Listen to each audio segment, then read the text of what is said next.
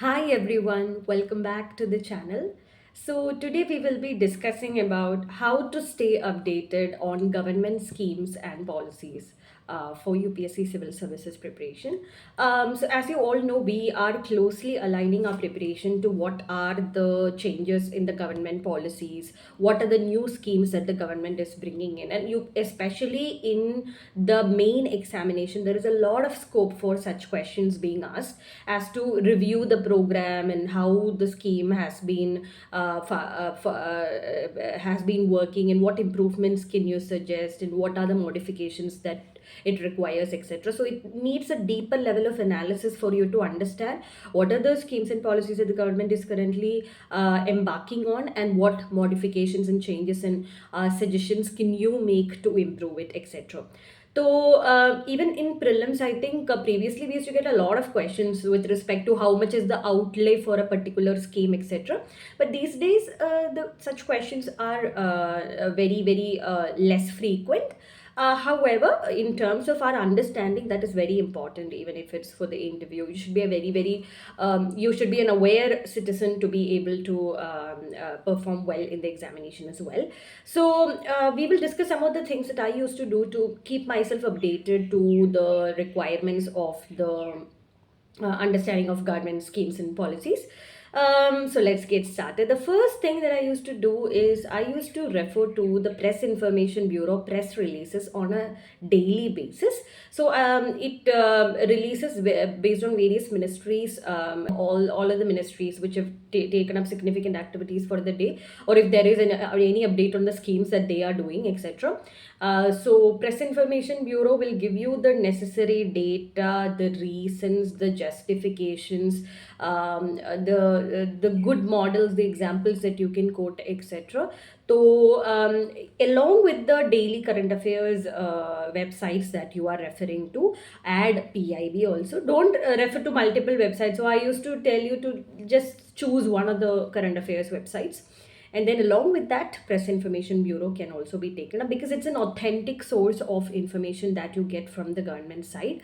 So please check out the website. Now again, in Press Information Bureau or otherwise, you have the speeches of various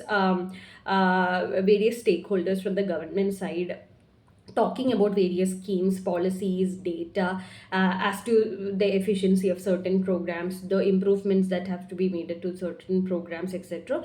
So you have to, you can listen to the video formats of the speeches, or Press Information Bureau also releases speeches on various press releases on various speeches that have happened during the day.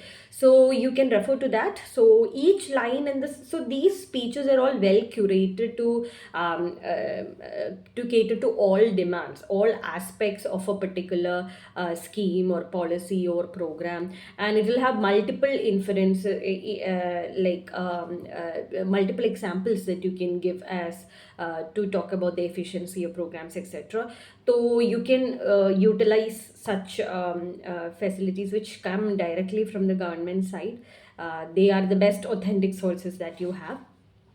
Now, the second thing that you can do is to refer to various reports and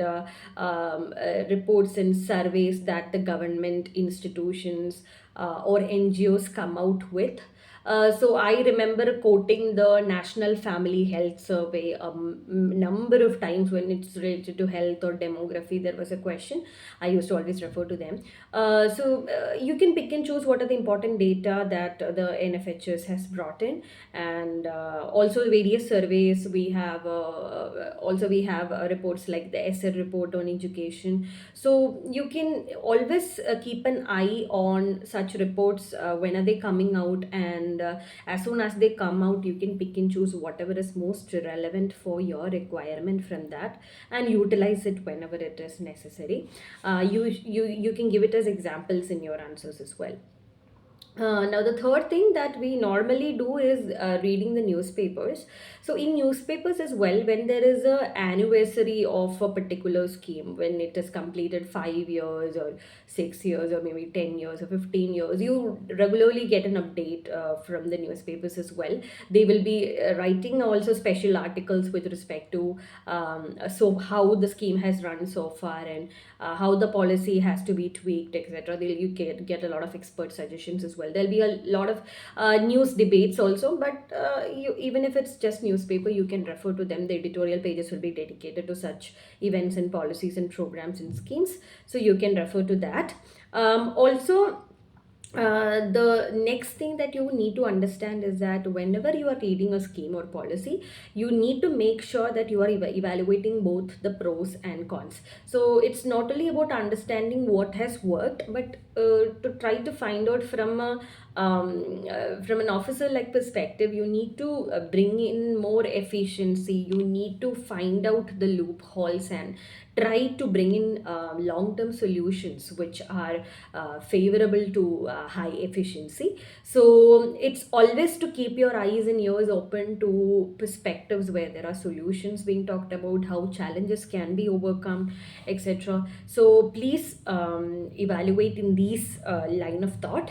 And the last thing that I would tell you is also to look at the role models that you can quote. So when you're giving examples for various suggestions that you make to improve such policies, how have maybe some states will have some better policies, maybe some other countries would have shown us how their schemes are running better in certain areas. So when you take role models, it's a very highly valid point that you're giving, that this is happening, this is how that has been working. So if we take such and such suggestions in those aspects from their policies, maybe we'll be able to improve our thing, etc. So that is like a solution provider. You are trying to like open up your ambit of looking for solutions. So always look for role models. They are high priority areas. Even with examples, you can give role models and what best case scenario can happen if we take up a few things. So that is what I would tell you in terms of evaluating the schemes, policies, etc. So it's very important, even if directly a question is not being asked in various areas, this will be of immense help for you to be aware of what has been happening, what are the initiatives that the government is taking, and how can it be utilized for the benefit of people, and how are people benefiting from it, and what changes or modifications or improvements can you suggest to make it further on better. That is truly of help. So I hope you all will try out such materials and resources that I talked about, and I hope it benefits you. So apart from this, if you have any queries, you can let me know in the comment section. So that's all for the day. I wish you a very happy day.